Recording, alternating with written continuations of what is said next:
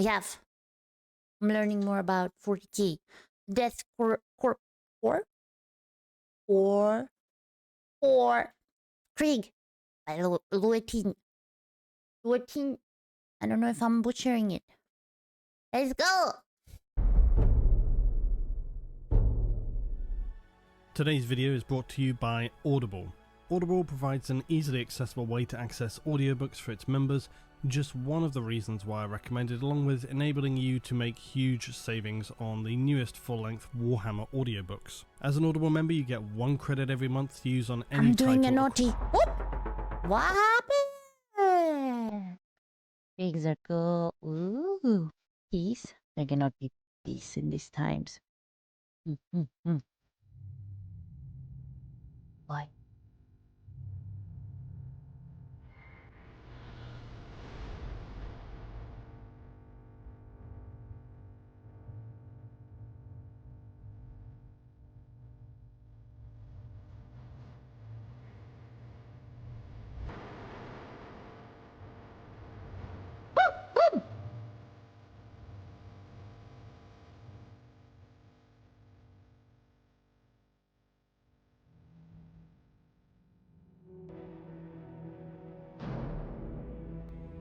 Only chaos. No order. Now, on my pending list of dedicated breakdowns to make, the Imperial Guard are still up there, along with those sisters and yes, the Astartes, and we'll inevitably get to speaking more about the Guard in a more general sense later. But as you may have sensed over time, my content delivery plan is, let's just say, chaotic. And don't overthink the use of that term. I already got sent a mystery box this week by the Imperium. It's surely the Inquisitors. That's so cool! It's cool. Is trying to trick me again. Those idiots. So today, much like our recent look at the Legion of the Damned, when it came to deciding on a piece, it seemed suddenly obvious to go all in on an upside down approach, generic Cadian Guard later, gas-masked Krieg now. So let's jump into the bizarre, nuclear annihilated world of Krieg and its soul-destroying warriors who have become among the most fabled warriors of the galaxy, the Imperium and 40k. Let us discuss now the Death Corps of Krieg. The Death Corps of Krieg are considered by many to be the most 40k of 40k things. They're unrelenting, merciless, emotionless. They're the most inhuman of humanity's soldiers. For the Guardsmen of Krieg, all their humanity has been stripped away long before they see active service beyond their homeworld. Thus the general impression. So first they get brainwashed, then they go into battle. Good.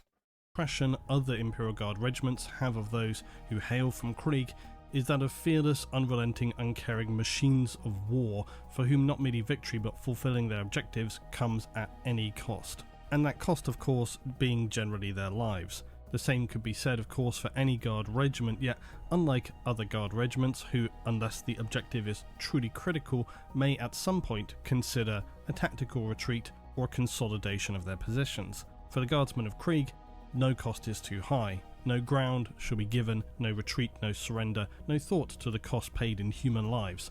This mentality is embedded within the soldiers of Krieg, often to a point where their sacrifice becomes seemingly and often literally counterproductive in the eyes of others. Whereas guardsmen from Cadia and Mordian might hold a line, take shelter, wait for a tactical opportunity or the cover of darkness to make an assault. Those from Krieg would jump out from their defences.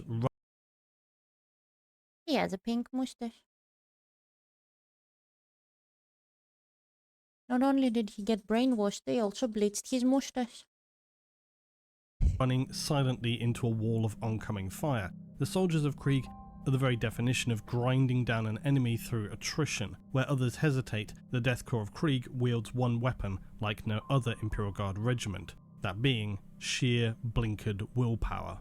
The human soldiers of the Imperium are spread across hundreds of thousands of hive and bastion worlds of the apparent million Imperial planets of the galaxy, which constitutes the domain of humanity in M41. They look to their own defense and to that of the Imperium itself. They carry out the hellfire of war in the name of the Emperor and engage in those actions as decreed by the Administratum and the other officials of the Imperium, the Lord Commander, other ranking Imperials. And although the Imperium wields massive military force which spans the entire galaxy, each world which exists under the banner of the Imperium is required to raise its own standing armies. They must also equip and maintain said forces for defense and deployment as requested. So you're part of the Imperium, but you have your own army? Is that what that means? Like you technically belong to them? Well, not necessarily belong, but you know, you're under the same flag, but you are not under the same war flag. So do they fight with each other? And it's fair game?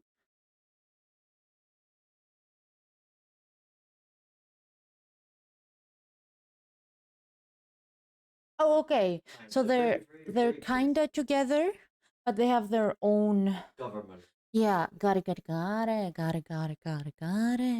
Okay. By the Imperium.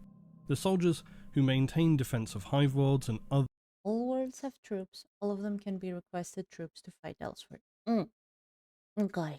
civilized planets are mere militia. Sometimes these are referred to as planetary defense forces. The difference though between a planetary militia, which can be quite variable in both their training, equipment, discipline and just general standards, comparative to the Imperium's Astra Militarum, is considerable. For those required for service in the Guard, as decreed by the Imperium, demanded via the Imperial Tithe or campaign requisition, those of a planetary militia or draft will be called into service. For many, this means their lives will be changed forever and often considerably shortened. This means their lives will extend 15 minutes past the point of deployment. And 15 minutes is about it. It's a long time. Yeah, 15 seconds. And oop! Someone stepped on them. They're gone. They leave behind their past selves as infinitely dispensable ignorant workers, generally speaking a class of hive peasantry, or of course crazed rabid gang members who proliferate all areas, but that of the more civilized levels of hive worlds. And of course the anonymous but slightly more capable grinding industrial workers who trudge back and forth from their lives of heavy fabrication and servitude, whose sole life goals are likely a few more credits per month, a warmer hab cell, perhaps even a slightly larger hab cell. But careful now, such fanciful dreams are sure. Guys, my mind is rotten. He said a slightly larger, and I could only think of one word. I'm not going to tell you what the word is, but I hope you know. The path to damnation. Better we keep our minds on our work. Too many thoughts, dreams and questions surely invites the curiosity of supervisors, enforcers and ecclesiarchy observers. Many within a hive city will of course have seen some small sense of combat in their lives. Hive cities are brutally unforgiving places even for the more calm areas, and for those who cannot stand up for themselves, they will surely be devoured by its darkest corners. Even then, a decent sense of survival and the ability to take a few punches is not nearly enough to serve within the Imperium's Astra Militarum.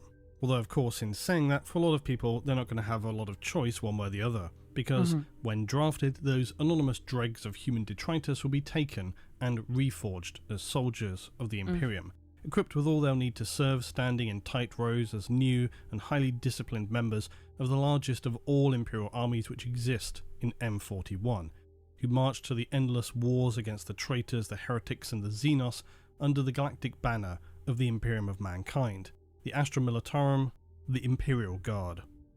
All Imperial soldiers are, as noted, equipped as will befit a member of the Imperial Guard. At a base level, this merely means being issued with the required standard gear, but the You see all the bodies just chilling there. It's their own people, so they just keep on. Like, okay, they died more. They also died more. Imperium is large enough that it can of course accommodate localized specific weapons and apparel. For the lucky few, those in systems near to infantry specialized forge worlds, they may have access to more refined personal weapons for example and be trained in their use. Consequently, some worlds may field highly specialized units wielding some of the best infantry weapons the Imperium can offer, carrying say plasma guns, melter weapons, other support weaponry. Upon other worlds, while they may be given the default weaponry of what some would consider the baseline soldiery for the Imperial Guard, the environment of their worlds may dictate other standard issue items. Keep forwarding. Our brothers paved the way for us with their blood and bodies. Exactly, with their blood and bodies. They're literally no more alive. Yes. This is terrible. This is terrible. No 90s. Obviously, on a frozen world, being just issued a standard Cadian gear isn't going to be enough to weather the sub-zero conditions. Similarly, on a jungle death planet, squads having access to additional scanning tools may mean the You will not manage the sub-zero conditions. Let me give you some grenades. You know what to do if you must. difference between a patrol returning or not. For the soldiers of Krieg, their respirators are not merely worn for intimidation. That is part of it, but they're essential for those who have learned to fight upon one of the most inhospitable worlds within the Imperium.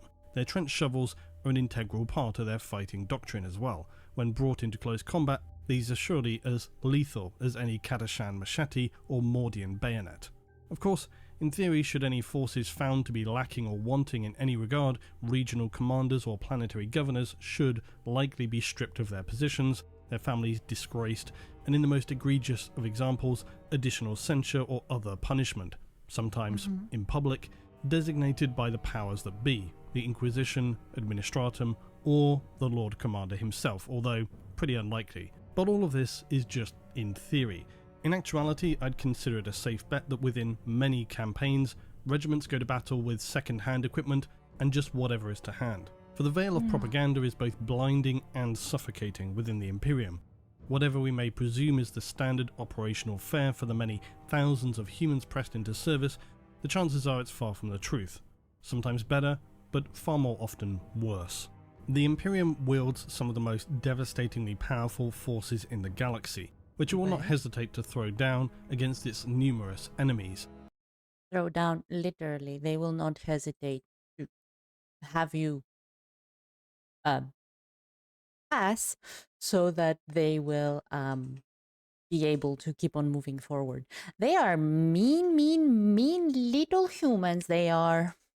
Powerful forces such as the Astartes, the Titan legions of the Mechanicus, Night Houses, and countless other surgical strike tools such as the members of the Officio Assassinorum. Yet for all the terrifying Xenos threats that exist, or the pervasive ever-present nightmares of the Warp, when it comes down to it, the Imperium spends considerably more time quelling rebellions and civil wars within its own borders.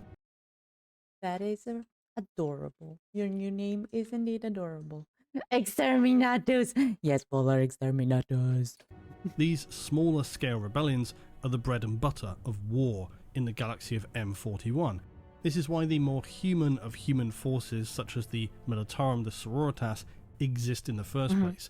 They are of course pitted against the most horrifying enemies of mankind, but across countless human worlds that attempt to throw off the shackles of the Imperium, these absurd upstart rebellions must be continually put down to maintain the ever-dominating empire of the Emperor of Man's Imperium. And were it not for the crushing hammer of the Militarum, the Imperium as it stands would simply not survive. These are not the halcyon days of M30, when the legions of Astartes crushed or welcomed worlds back to humanity. By M41, the Astartes spend most of their time suppressing and holding the line against far more dangerous and horrifying enemies than a traitorous planetary governor with ideas above his station. So it's not unreasonable to say that without the Imperial Guard, the Imperium would truly struggle to maintain its grip on the galactic dominion of humanity. And I should also note, within the summarized further exploration of Krieg today, there are of course some spoilers to anyone who wishes to listen to the audiobook first. But with that, let's learn more about the Death Corps of Krieg. Let's do. Let's learn. The Imperial Guardsmen of Krieg are well known for their ability to weather campaigns which become heavily entrenched stalemates, with subsequent engagements becoming wars of material firepower. One might question how this could even arise given the nature of warfare in M41 and the ability for orbital firepower. The answer, of course, is relatively straightforward. On planets of the Imperium which rebel or whose leadership is overthrown, they often have considerable material resources, as well as holding valuable production and infrastructure systems that, if able to be captured without orbital obliteration, all the better. And this is why you will see ground campaigns of hundreds of thousands, even millions of Imperial soldiers who are very much the most disposable resource. And when it comes to the soldiers of Krieg, this mentality is carried forward to its most extreme form. I'm doing well. Thank you for asking, FNAF. I'm doing well. Thank you. Of course, even for well-disciplined and trained guardsmen, such long, hazardous engagements can become mentally difficult to maintain. The conditions and steady losses can lead to the slow crushing of the human spirit. Yes, they are the Imperial Guard, they serve the Emperor, but they're still human at the end of the day, and while there will always be those individuals who are zealous in their service or strong in their willpower, for the considerable majority of ordinary guardsmen, there's only so many months of soul-crushing horror that even the most loyal servants of the Imperium can endure. For those Do they make it 2 months though? With everything that exists and in this universe, do they make it 2 months? That's my question. Those who would seek to flee, of course, they will either be killed outright or pressed into service within the penal legions. But where the conditions are so devastating that it becomes difficult to maintain morale, this is where you would see the Death Corps of Krieg enter the fray. For as we noted, they are truly the masters of attrition. Their ability to weather and endure suffering is near unrivaled, to a point it becomes concerningly morbid. Adjacent serving Imperials who have found themselves being relieved by or having fought alongside the Death Corps have noted it to be extremely disturbing how casually they will expend their lives. So depressing is the loss of life for ordinary guardsmen, their presence can even be counterproductive for morale. I do have a question. How can they lose so many people and still have so many? Are they like being cloned? Because, okay, I understand they're forced to join the military, but how can you keep on having such a giant of a military if your people die within the first 15 seconds of deployment? Hive cities.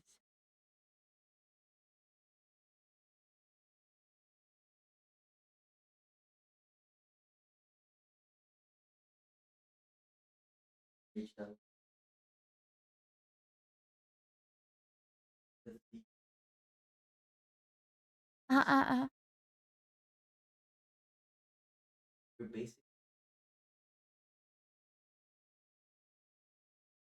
Ah, okay. Many hive worlds, trillions of people. Okay, okay, okay. Yes, this is gonna be going on YouTube. Hi, YouTube. Okay, so that makes sense. So they do have an insane amount of people, so they do not mind expending them. With supporting forces. It has been said that on occasion, commissars have deemed it necessary to in fact order the forces of Krieg from throwing themselves so casually at an enemy or engaging in acts of self-sacrifice that amounted to a truly depressing waste of human life, in the service of often only achieving minimally important objectives. And even in the face of crushing wars of attrition, they maintain an almost passive emotional level. So the important question is, when did the Death Corps of Krieg begin to display these characteristics?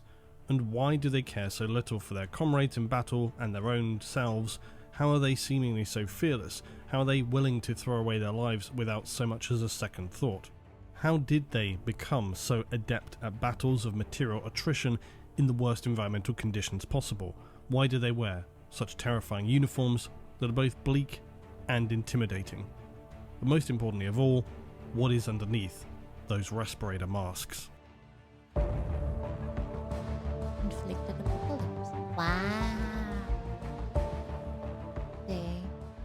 As is very often the case with the history and rumours concerning notable planets, the story of the Commissars are basically a tiny little bit of rationality the Krieg has left. Oh. Okay, so there, yeah, like you said, that's why you said earlier, brainwashing of steroids. So it's really, really, really badly brainwashed. It's no longer just a little bit of brainwash. Mm. Okay, okay, okay. There was World known as Krieg is shrouded in half-truths and dark myths. It seems reasonable to assume that given the definition of the word, the world of Krieg may never have understood the translation of its own title. This is not uncommon in M41, where words of ancient human history have completely altered or their original definition just lost. Yet it seems, of course, wildly ironic for a planet which has seen the complete and total annihilation of its own ecosystem, its entire surface scoured, and its entire population turned into the production of war alone. It's a poignant and fitting name for such a bleak world of bitter endurance. Krieg in M41 is an extremely irradiated planet. Its entire surface is a nuclear wasteland. Its hive cities are now little more than rubble and ash. Its atmosphere unbreathable, or at least to say highly toxic. It remains so inhospitable that even inquisitors who visited for a brief time ended up suffering from its environment and became gravely ill as a result. The Death They were like, nah, I shouldn't have come here. Corps, though, maintained that despite the extreme conditions, what occurred was absolutely necessary, that their saviour Colonel Luetin did what had to be done, that he saved the people of Krieg by committing great sin himself. He did his duty. He brought people back to the light of the Emperor via the tools gifted by the Master of Mankind. Those tools were, of course, the horrifyingly powerful atomic weapons of the Dark Age of technology. It's relevant that the tools, the magic tools. earlier we noted that within the Imperium, much of the unending war of the far future is in fact fought among humanity itself, and so the fall of Krieg came about not entirely dissimilarly to the world of Rofanon that we've also previously explored. Krieg was at one time a thriving hive and industrial world, not unlike so many other hive worlds. In fact, it was probably not especially noteworthy. Its population, like most hive worlds, numbered in the tens of billions. Its primary known hive cities were Oros, Ferrograd, and Argentus. And also not unlike many hive worlds, the rulers had become swollen with their industrial achievements and contracts. The upper echelons of many imperial worlds for this reason are very often riven by petty rivalries and family squabbles over power. The autocratic nature of the Imperium trickles down into hive worlds, and as such inevitably the rulers of hive worlds fear any threats that could unseat them and rob them of their comfort, wealth and power.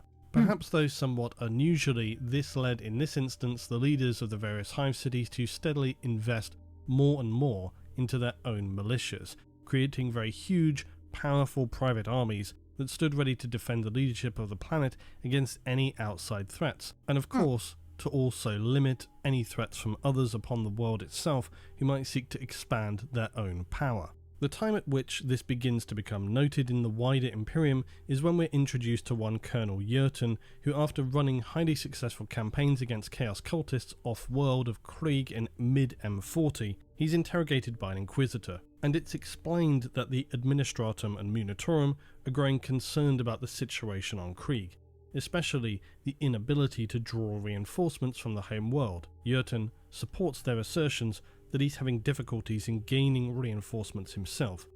So Luetin and the Inquisition share similar concerns to just what is occurring on Krieg. So Colonel I will wait. I will wait to hear what he says. Luetin is ordered to return and investigate, replenish his regiment, report back. Things do not go to plan. Back on Krieg, the leaders there are becoming disillusioned with their required contributions to the Imperium and of the Imperial Administratum. Again, not entirely dissimilarly to Rofanon, who took issue with the demands made by the wider Imperium upon their world, both taking issue with their populace having to leave and fight on worlds they've never even heard of, and the appalling flippancy that is given in regard to the loss of human life. This steadily embittered outlook would create a schism in the ruling council of Krieg, as the Imperium demanded ever more resources.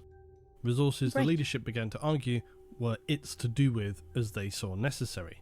Translation, to defend themselves and maintain their positions of power. On returning to Krieg, Luetin sees that this cannot likely end well. Usually how it goes. People love maintaining the position and power. They rarely ever are ready to give it up. So that That checks. or with any diplomatic resolution. Predictably, shortly after his arrival, the traitors proclaim publicly their secession from the Imperium, and the so-called chairman orders any non-Krieg to leave the planet in 3 days. Okay. Luetin is already very much on the radar of the rebels. Oh. In short order, things fall apart.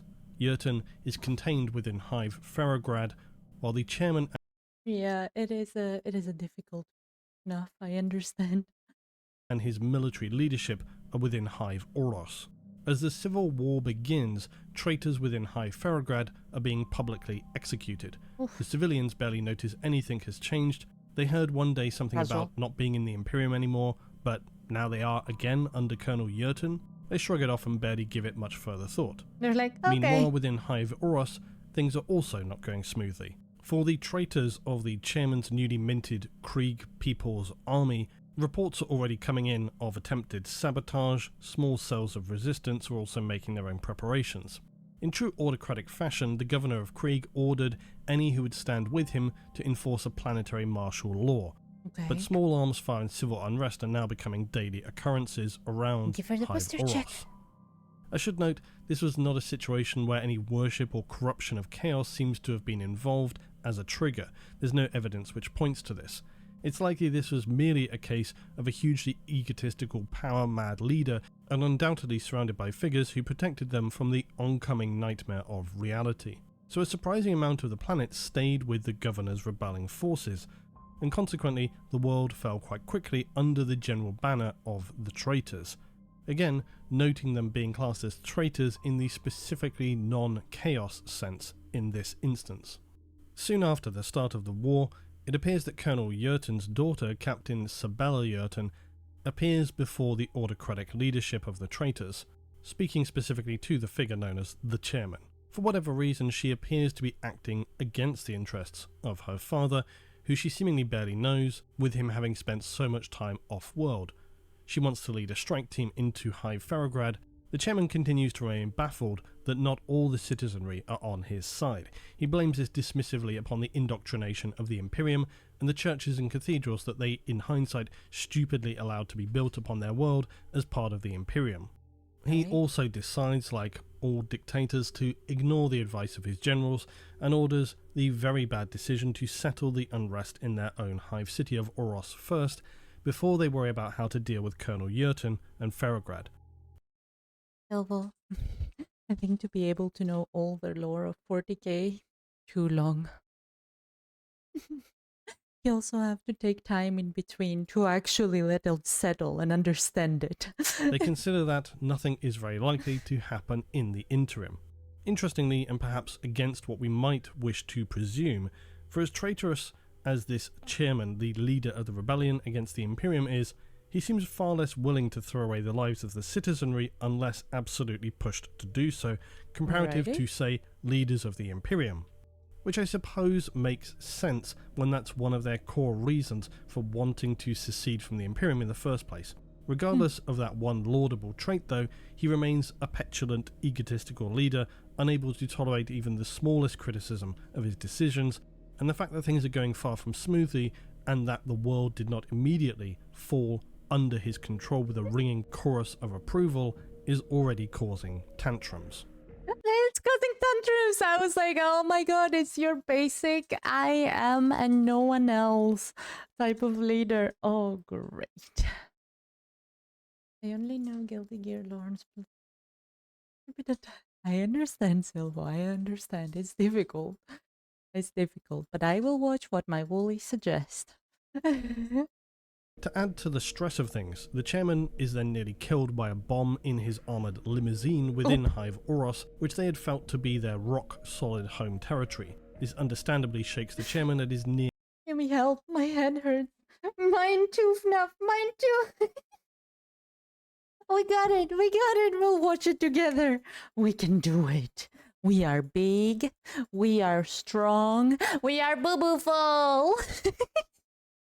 Assassination so early into his effort to break free from the Imperium. Clearly many citizens upon the world of Krieg, even within Oros, are not so accepting of this attempt to grab supreme executive power over the world. Colonel Luetin's daughter does lead her mission into High Ferrograd on the pretext of attempting Welcome back. to assassinate Luetin, but then surprisingly she pivots on this, declaring her intention to defect and to join them, allowing herself to be captured. Is this part of some master plan though? The chairman, under immense pressure, feels pushed into attacking Ferrograd and Luetin. It's clear that Colonel Luetin's unbreakably zealous belief in the Imperium offers no compromise or alternatives. For some reason, the name Luetin annoys me. The T-Zone is reacting to the Luetin. It's like, Luetin. Luetin. Jürgen. It's not Jürgen. If it was Jürgen, I'd be like, not my favorite name, but okay. But it's because it's Luetin. It's like, I don't like you, you smell fishy. The chairman had seemed unwilling to commit to a civil war without exhausting all other opportunities, but any that were speculated had now been proven all dead ends. Luetin was given a last chance for communications, after which war upon Krieg would properly commence. The rebels' singular objective: to raze Hive City Ferrograd to the ground. It is true that the loyalists were unfortunately grossly outnumbered, yet they refused to relinquish the world to the traitors who turned against the Emperor. Only their Hive City, Ferrograd, remained to stand against the power-mad governor and those others who lacked the will to resist. Within Ferrograd, the 83rd Imperial Guard Regiment under Colonel Luetin became a point to which any and all remaining loyalists began to flock to. Their situation was far from being enviable. In fact, their situation was bleak and some would say hopeless. The number of traitor rebels they were facing was unknowable. Some speculated hundreds of thousands of soldiers, some suggested even millions. The total number is not known. Luetin had already received communication The total number is not known, aka many. That no Imperial fleet was anywhere near a distance to which it could soon help them to secure the world. They were outnumbered, cut off, and their impending destruction seemed inevitable. His orders, though, were clear. Resist. Resist by any means necessary, no matter the cost. Engage the enemy, stand, fight, and punish the traitors. Make them suffer, make them regret their outrageous error, and show them how the Imperium responds to such audacious treachery. Bold words, but undoubtedly the communications sent by whichever Imperial authority had connected with Luetin were unable to completely appreciate the impossible situation they were in. The nature of long-distance communication within the Imperium and its astropaths is far from crystal clear. Nonetheless, they had communicated with clarity what he must do in this situation. Still, Hive Ferrograd was a heavily reinforced Hive City of production. This helped the Loyalists put the traitors at a distinct disadvantage, unable to easily then resupply themselves. Thereby, they were forced into assaulting the Loyalists at Ferrograd first. Despite their much higher numbers, time was not on their side, and the 83rd Regiment of Luetin were all Don't chicken. Don't just do evil stuff and be evil. What if? What if? I think they would then join Luetin. Luetin. all experienced in this kind of embedded defensive mission. So all they could realistically do for now was hold the line and wait for some opportunity to present itself. Many hoped that when Hive Oros would begin to run low on resources, they may be able to force some kind of compromise, at least until Imperial reinforcements PFC, evil facing chickens, I can't focus. This video style reminds me of something, but I'm not sure what. I don't know what, but this building right here reminds me of Little Nightmares. Like this picture reminds me a lot of Little Nightmares. Hive City, Hive Little Nightmares. Yeah, but Hive Little Nightmares. could arrive. But 18 months in, both sides are fighting ever more bitterly. Trench networks have appeared, continual air assaults and artillery are pounding back and forth. Krieg's war would be lost by the first side to exhaust their resources. Every soldier, every citizen of Ferrograd has to pull their weight. Luetin's forces had two major factors on their side. The first was their unwavering commitment to the Emperor of Mankind, while the chairman's forces, they thought, fought for nothing. Not exactly sure that's true though, because arguably the chairman's forces were fighting for their own freedom, which is a pretty motivating factor. However, Luetin held one significant ace up his sleeve, and that ace was named Archmagos Griel. What? Griel. This is unfair. Why you have Archmagos? Huh? You're not supposed to have. You're not supposed. He did dealings. He did dealings with other people. That was not a little. I have a card up my sleeve. That was a. I win. Was a long-serving companion of Luetin's and often knew his decisions before he made them himself. He was an extremely adept member of the Mechanicus, That's cheating, but Luetin yeah. despised his modifications and inhuman approach to matters. They were very much chalk and cheese, but depended on each other greatly. Griel had so far drawn up plans to modify the Loyalists' las weapons. It was a more powerful iteration of the standard lasgun, but consumed more energy per shot. Luetin deemed this an acceptable trade-off. Luetin was like, I win. Screw you. Oh, I will win even if I am not doing the good deeds. Oh? Oh?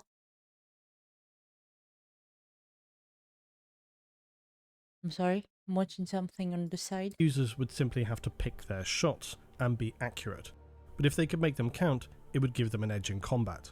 The war would continue in a miserable back and forth, steadily grinding each other down. It's claimed by Imperial history. We are at 30 minutes. Feels like we're advancing faster today. He doesn't leave me many windows to have stuff to say. Thank you for the headbutt, yes. He doesn't leave me many windows to have something to question. Luetin really, what was it? He really talks well about the story and everything. So all I can do is make silly comments, but it's such a serious video that it feels wrong to constantly make silly comments. So I go a bit of longer periods just watching and taking it in. But yeah, some parts I'm confused. There are a lot of names. Yeah, explains like a good teacher. Yeah, it really is like that. I look into your blog. I don't know. That the chairman It is very confusing, FNAF. It is. It requires a lot of background knowledge. then died somewhere around this time. A sickly, broken shell of a man with many sundry aches and pains. His weakened self made a permanent retreat to his bedchamber, where he would remain to wallow in his woes. Not to mention in his silk sheets, fine food and potent drink. He remained. I mean, he had a pretty decent income, so even though he was well on his deathbed, it was still easy. But honestly, something my grandma used to say, and I think she knew a few things, is "May we die standing up." And I agree to that, you guys. He's playing WoWa. He's playing WoWa. Extremely comfortable, as long as he could blot out everything beyond his four walls. Ugh. This was impossible to do, of course, and so his heart ached with resentful self-pity. According to the Imperial side of things, he gave in to lethargy, eventually struggling even to rise from his bed. In his mind, he'd failed, his world fractured forever, and all he could do was cling to his self-appointed title, unwilling to accept any responsibility for his own shortcomings and the blood on his hands. He sought, of course, to blame it all upon one man whose name he frequently cursed. Yet even then, he couldn't fully accept the reality of this, because were he to do so, he would have to attempt to reconcile the fact that it was he who authorized Luetin's ship to enter orbit and dock within Hive Ferrograd.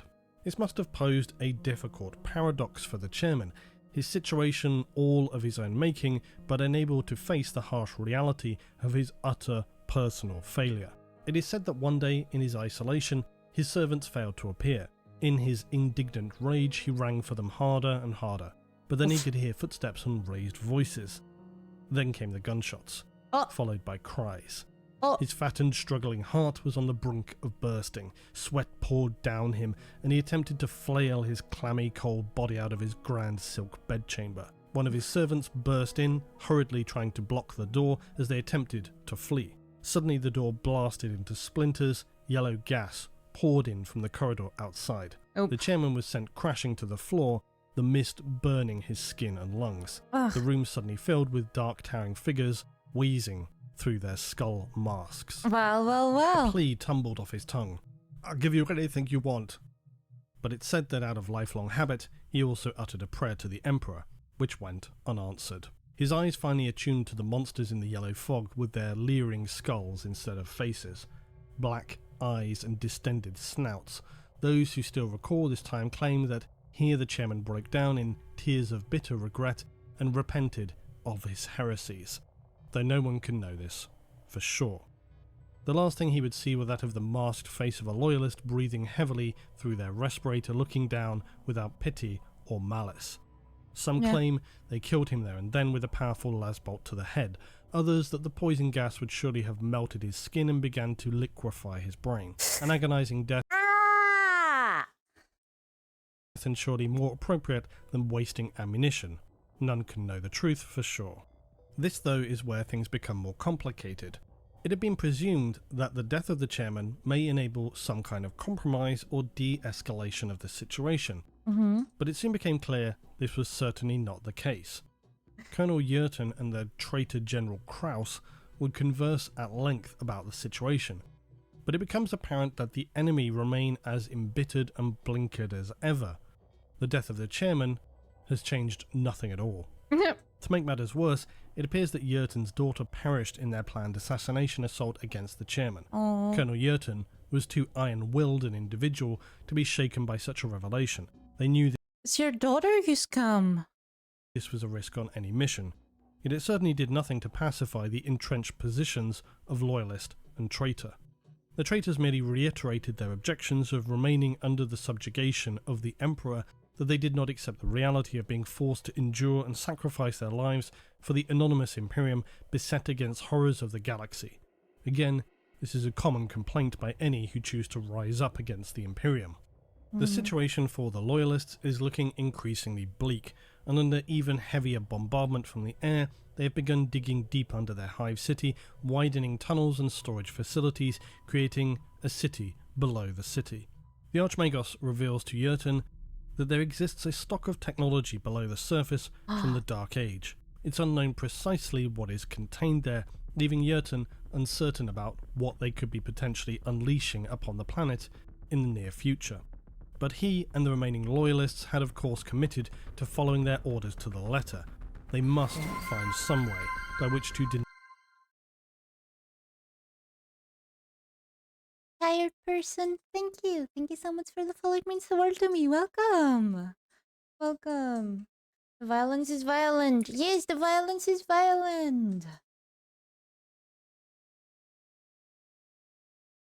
Hello. Welcome. the planet to the traitors, as was dictated to them at any cost, by any means necessary. Oh, that seems bad. No alternative, no turning back. Yeah, I think it's too late to turn back. I feel like these people Interestingly, are a little despite silly. how history often considers his actions, it's revealed to us that Colonel Luetin was originally strongly against the use of atomic weapons. The Archmagos explained that as they originated from the Dark Age, Dear Jonta, have so much fun. Enjoy your time with your friends. We will see you hopefully another time. Be safe. the Mechanicus only had fragments of their schematics, and so were unwilling to dismantle them for fear of accidentally detonating them. So instead, vaults like this one must remain locked away. It was said though, that even one of the weapons could be enough to contaminate and strongly poison the land for many generations, and just Well, I kinda did that, no? one would be enough to effectively destroy an entire hive city. The difficulty though was in their delivery. Such slow and obvious missiles would generally easily be intercepted by fighters or air defences of a hive city, making a direct attack problematic. As the war continues to grind on, Luetin is seeing a distinct lack of progression, and so then begins to consider that maybe the cost of lives in the use of a nuclear weapon is warranted to end the overall conflict. This harsh rationalization proves to be extremely disturbing to his close aides, so much so that they choose to even anonymously contact the traitor General Kraus in a vague attempt to dissuade him from pushing the war further, out of fear that Luetin may then actually use the deadly Dark Age weapons. Unfortunately, without an explicitly detailed explanation, General Kraus is unable and unwilling to really comprehend the threat that is being posed, nor does he even believe it's a serious threat. Perhaps it's just mind games to put them at some disadvantage. But Kraus also felt a troubling gut feeling, a gnawing sting of unease, something he remembers about the chairman speaking of long ago, stories of weapons from the Dark Age, before the Age of Strife. He tried hard to recall, but couldn't. Before the Age of Strife, it was the Age of Sigmar. I'm hilarious. Confident much? Oh yeah, he's confident much, and his whole planet is gonna be destroyed. Specifically draw the information. He was probably just being paranoid, overthinking things. No! Why did you listen? Why did he not listen to his gut? He should have listened to gut!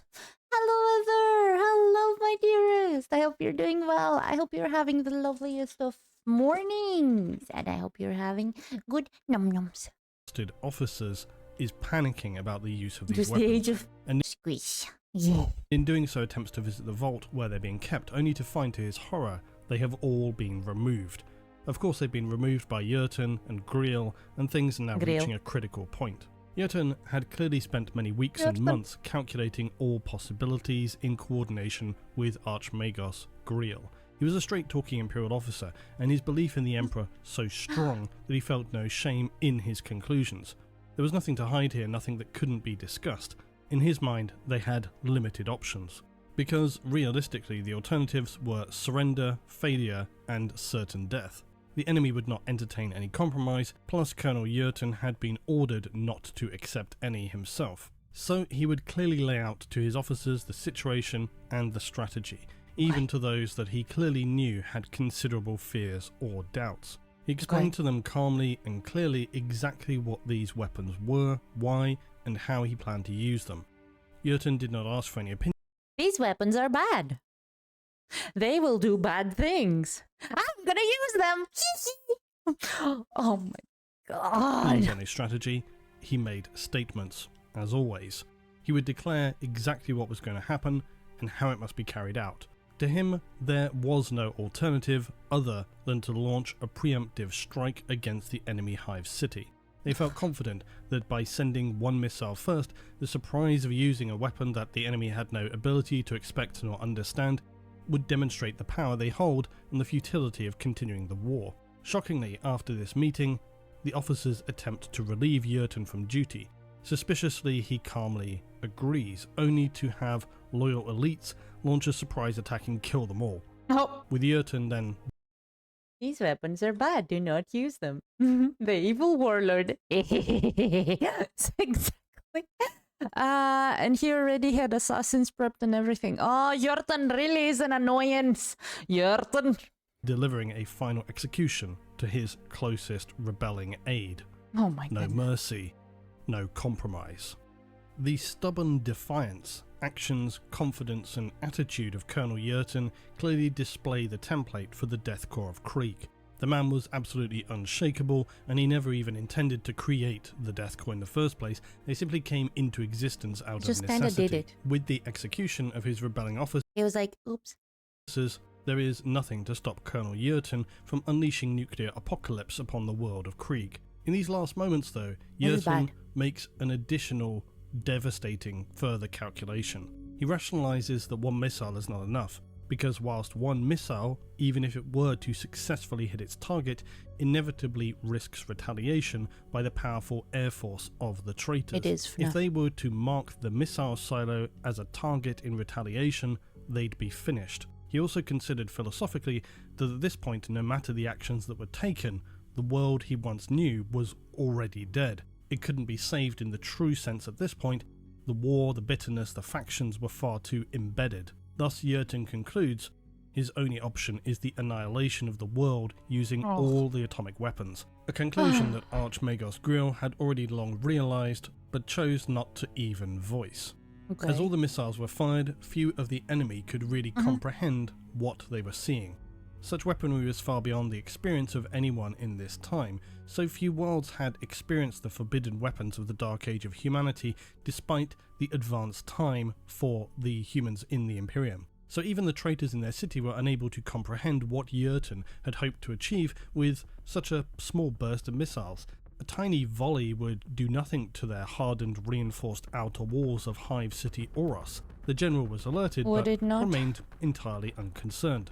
Strangely though, these missiles appeared to be flying straight up. They were not seeking any specific target. The reasoning, of course, was that directly targeting enemy positions or the Hive was calculated to be now too risky. The missiles would probably be intercepted, and this is why Luetin and the Archmagos had decided to explode them in a manner that would ensure maximum destruction, albeit of a different kind of destruction. It would destroy the world. Poisoning death purge rather than instant annihilation. Oh, so the scores of missiles would roar their way out from High Ferrograd as the traitor rebels watched on, confused and exposed across the open planet's surface. The Hive cities of the traitors took no immediate action.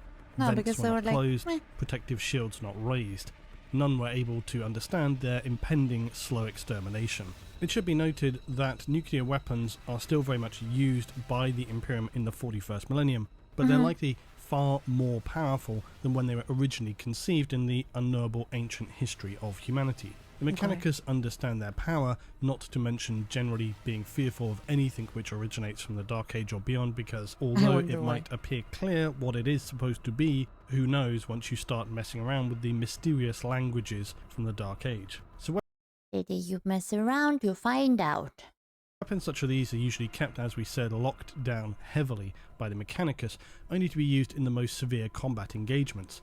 The fact that Imperial cyclonic torpedoes or other weapons used in the process of exterminatus are objectively more powerful should not understate the fear of causing long-term irradiated damage to our planet. This is why only during the Crusade and the subsequent heresy did you see Space Marine destroyer squads using rad weapons. After the heresy, these were effectively outlawed, and you very rarely see standard Imperial units using radiation-based weapons now because of the long-term damage that can be caused. So most of the weapons fired from High Ferrograd were deliberately detonated high, unleashing tons of lethal material and turning the very atmosphere of the world into a nuclear fire.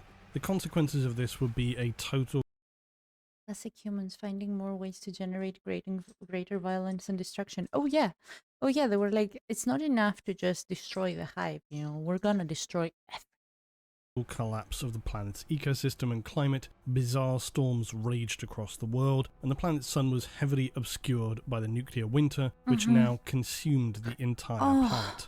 Of course, Luetin's forces had been apparently prepared in advance for this event, even if they didn't know the specifics. Some were left at their stations outside, presumably to maintain All I can think about with this video is video games. Yeah, it sounds... yeah. appearances, and the Archmagos presumably had the equipment necessary to help protect the loyalists from the very worst conditions that were to come. As well as closing down all ventilation into their hive and water systems, the civilian population was secured deep underground. The traitor, General Kraus, would live long enough to see the devastation that Luetin had unleashed. His extreme bitterness and outrage must have been entirely visible. Both sides of the civil war on Krieg were so dug in, literally, that when Luetin had last communicated to Kraus, he did not even attempt to discuss any possibility of surrender or compromise. It was clear that no discussion could be had, no chance of saving the world. Yet for Kraus, this new reality was something he could not have anticipated, made only worse by his now impending defeat. If not today, then surely very soon. Until this moment, the idea that he might lose the conflict, or that there were any chance of any other outcome than their glorious victory, had not even entered their minds. But now, as he looked across the feeds and reports of a burning world, a planetary ecosystem collapse, an atmosphere that was burning, his soldiers scrambled for any cover they could across the wasteland between Hive cities, now pinned down by acid rain that burned through their armour and skin. For the leaders, this was intolerable to see. Kraus retreated to his quarters and shut himself into isolation. Oh, the same Meanwhile, thing as the panic other was guy. spreading among the traitors. They were leaderless and their world was spiraling into a Right. hellish nightmare in real time. Fields were burning, casualty reports were everywhere, water supplies contaminated. I know they're traitors, but still, this is not nice. I know nothing in Warhammer 40k is nice, but I don't know. This is brutal, yeah. Internal Hive City atmosphere's toxicity readings were off the scale. For the general, some part of him undoubtedly even now was unwilling to accept defeat. There was too much pride, too much ego to face reality. Yet he felt undoubtedly panicked, for he could I do wonder nothing why. to stop this oncoming apocalypse. It is widely presumed that rather than face the impossible situation head-on, the traitor General Kraus took his own life. The traitor propaganda of course spun other stories to cover for the fact that they were the ones who had been led down this path to their own destruction. Kraus, like the chairman before him and so many random anonymous dictators across the galaxy, were left with a choice between remaining completely disconnected from reality and facing the fact that he had severely underestimated the enemy. He'd been consumed by his own hubris, lust for power, arrogance, and that it was all of this together which had now brought complete annihilation to their world. Interestingly, although the most likely outcome, even Imperial loyalists were not satisfied with this explanation, because it would mean that Kraus had escaped the ever-present wrath and inevitable justice of the Imperium. Colonel Luetin would be the first to see this new world. He wanted to see it with his own eyes, despite this being unnecessary. They had vid feeds that could show them the situation on the surface, but Luetin felt it important that he bear witness to the horror he had unleashed upon his world. He wore a face respirator to protect from the highly toxic air that would burn him internally. He wore a heavy coat to protect against the intense cold and some of the radiation blowing across the world. Those at the surface level may never see the sun again.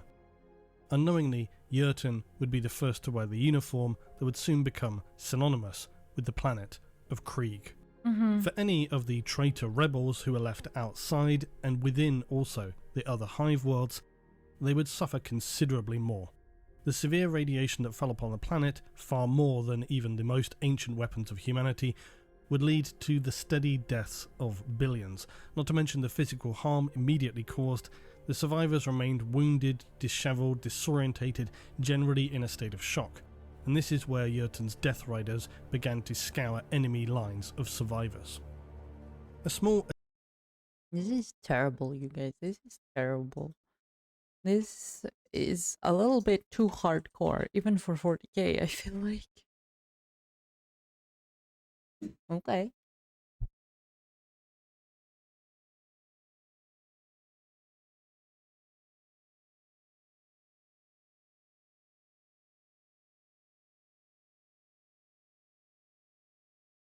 adjacent note, one of the very notable units of Krieg before and after the apocalypse were their Death Riders. As the hugely destructive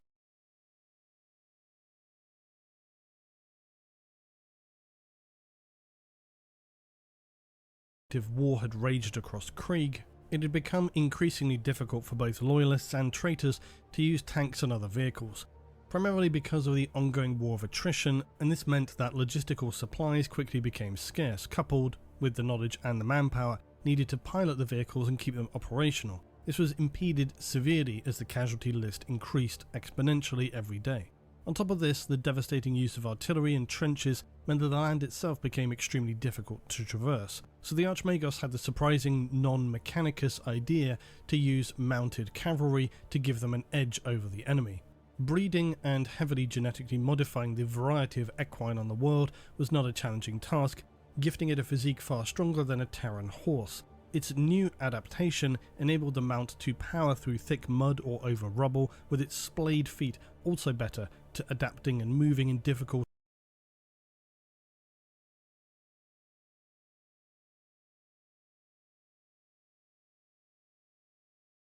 or nearly impassable terrain. They could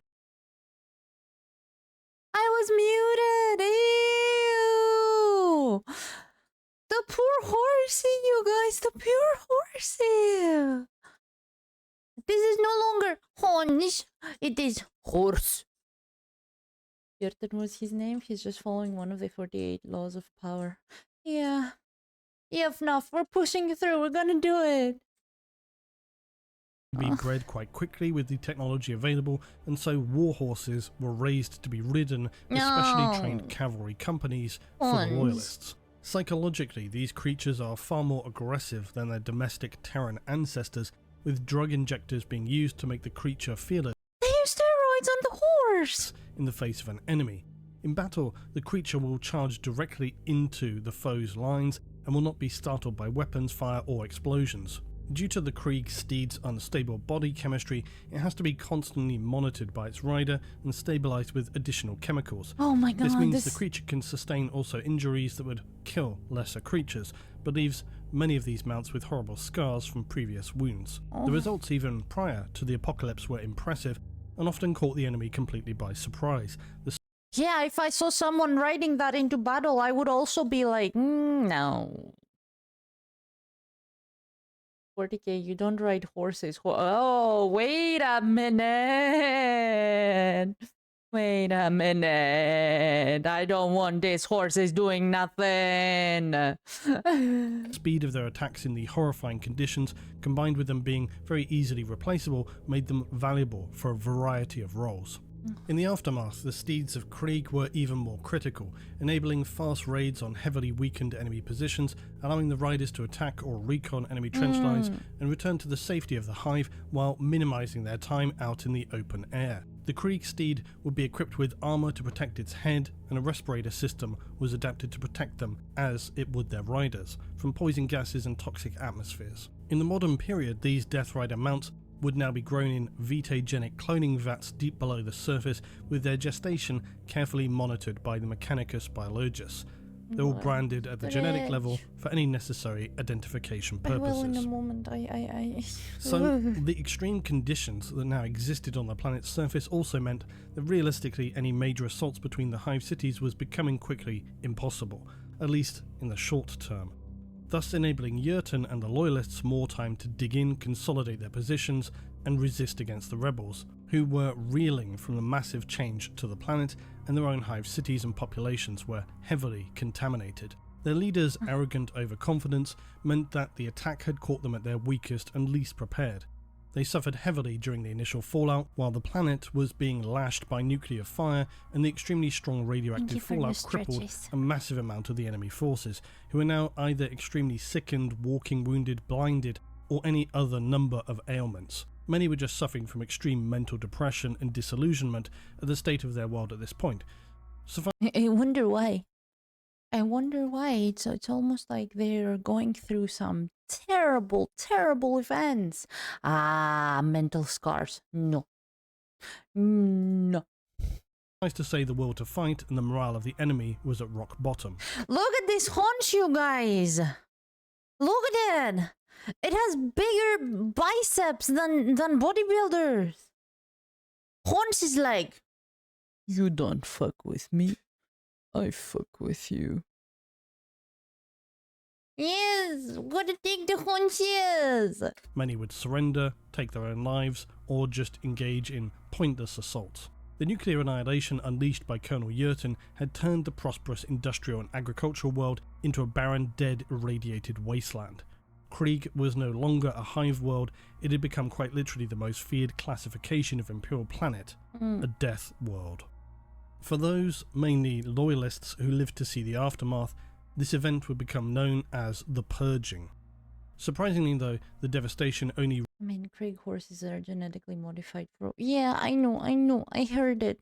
But still, I feel like when they fuck with animals, that's when my heart goes like, no! You don't do that!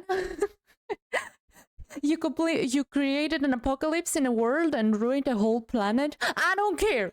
You fuck with the horns? I care! really evened the odds for the loyalists, which sounds surprising. This is not the Uma Musume I had in mind. This is Uma Chadsume. Surprising, but still, even odds was far better than certain destruction. But it did come at a horrifying cost for the planet. Colonel Luetin, of course, had very few cards to play, and so we might consider that it was perhaps a little unfair that after hearing of the destruction of Krieg, the Imperium no longer saw Krieg as a viable planet, meaning it was no longer worth investing resources to recover or save. The loyalists of Krieg were effectively abandoned, and the Imperium communicated it had no further plans to send nor deploy any reinforcements to aid the loyalists. No Imperial Guard, certainly no Astartes. Colonel Luetin Little FNAF. We're more than halfway through. We can do it. We can do it.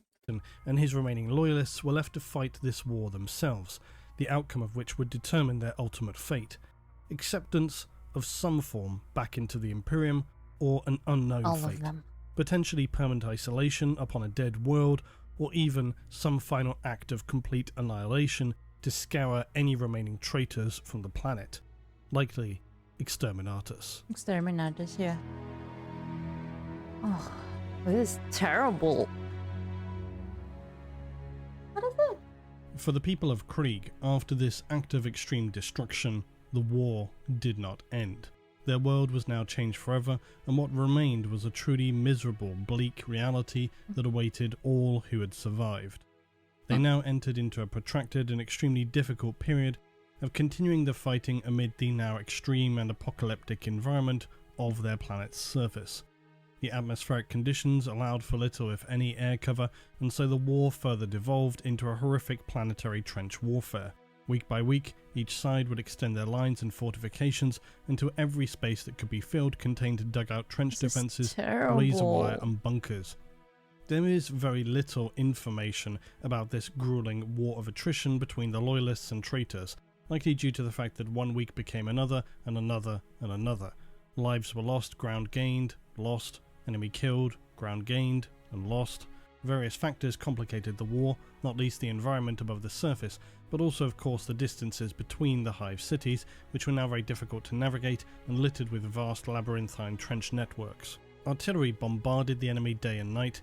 In rare extreme events it said that there were even still additional atomics used, but just how, or where, or which side were using these is Still 40 minutes. FNAF, if you wanna go have some of your potato soup, it's okay. It's okay. Take a little break, dearie. Take a little break. I do believe the chat trims itself a little. Yeah, don't worry. Don't worry about the second shout out, you guys. Deserves all the shout outs. Yeah. We're doing good though. We're doing good, I think. For the first time, I'm not stopping every 15 milliseconds. unknown. So when Luetin and his forces finally assaulted Hive Argentus, the remnants of humanity they encountered were ragged, uncoordinated, carrying barely functioning weaponry. They lacked strength, willpower, were truly pitiful creatures. You guys, they gave up. They gave up. But as Luetin exclaimed, they were the ones who brought this horror to their world, which is obviously very arguable. And as you get into Warhammer, it's so similar to my own lore for my Taquito. It is a very interesting universe, I will say, the Warhammer, and it also has multiple smaller universes. You know, there's the 40k, there is the fantasy, there is oh, she's falling. So yes, hello Reaper. Yes, you have really cool world building. Yeah, it's really difficult to make these overcomplicated universes. So props to Warhammer 40k for building such a unique and messed up, honestly. What are they called? Are they an army? Yeah, I guess they're an army. Yeah, like this specific.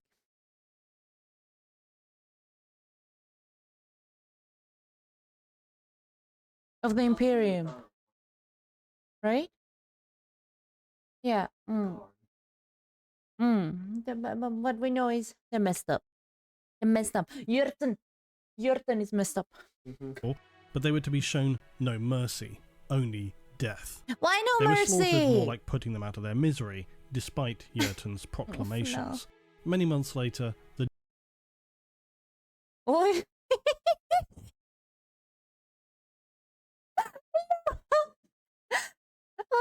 new fighters of the Loyalists were being referred to as corpsmen. Those who were sent out into the wastes were ever more ferocious in their loyalist zeal, and they were laser focused on their singular task to bring death to the enemy. It was said that not long after, Luetin learned how the population of High Ferrograd had begun referring to these as the Death Corps of Krieg. The name stuck. Colonel Luetin would die of a weakened body state not too long after this period.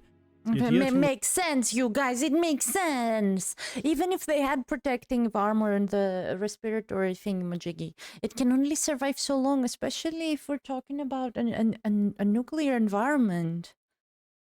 And in the end of the day, they're not superhuman like the Astartes or the Custodes, right? Astartes, Custodes, Space Marines, etc. They are humans. They are weak little humans. Firing shots at not. Was an officer who believed there should be no observable difference between officers of the Imperium and the soldiers they would command. He always would stay within quarters comparable to his own men. For Luetin, he would often state that the only difference between an officer and lower ranked soldiers was the level of responsibility. He was a humble man, and so in death, where upon other worlds the passing of such a critical officer would warrant ostentatious marble statues worked upon by master artisans, plaques to adorn public spaces, and stories told to the new generations. Upon Krieg, the death of Luetin was merely a footnote in one or other of the data files. But still, all knew his name, all knew his importance. The people of Krieg would never allow him to be forgotten, yet his death and legacy generally would pass without audacious commentary. What endured from the man who followed his orders absolutely, stood strong against traitors, and would destroy an entire world as the Emperor's representative, rather than kowtow to the mad ravings of a power-mad despot, was his unbreakable sense of willpower. Colonel Luetin was in perhaps more ways than just the aspirational, the template to which all Krieg guardsmen who came between then and now would follow. If an order is given, it must be followed at any cost. If an objective cannot be saved, then better it be destroyed. Okay, a little bit extreme, Luetin. Your name still bothers me, but salute! If a world cannot be defended, it should burn. Better that than it fall to the traitors and heretics. Most importantly, of course, no sacrifice should be too great in service to the Imperium and the Emperor of mankind. Yet what occurred within his final hours, and in the time since his passing, would shape the reputation and future for the people of Krieg forevermore. The big question. Okay, how big question? One of the greatest questions all have wondered is what lies behind the masks of the Death Corps of Krieg. Faces. Even the Inquisition have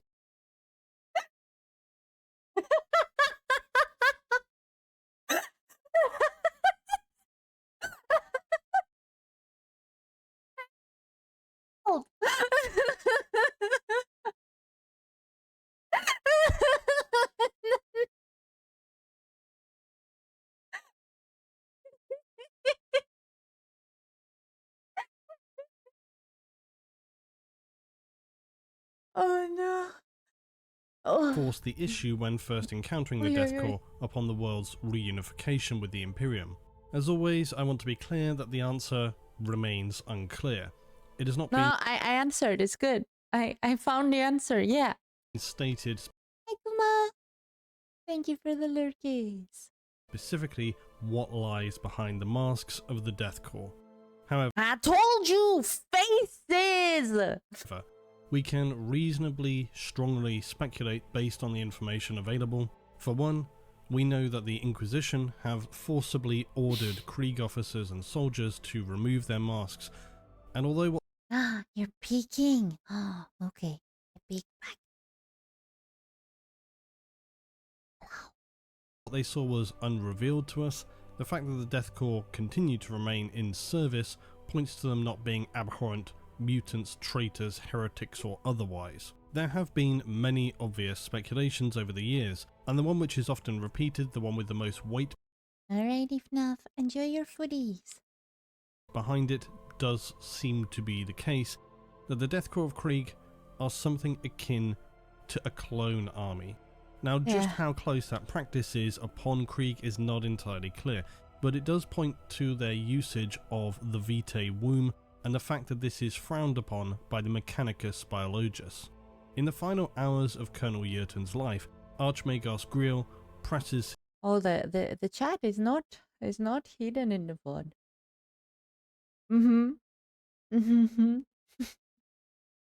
Yeah. him to make a decision about the soldiers of Krieg.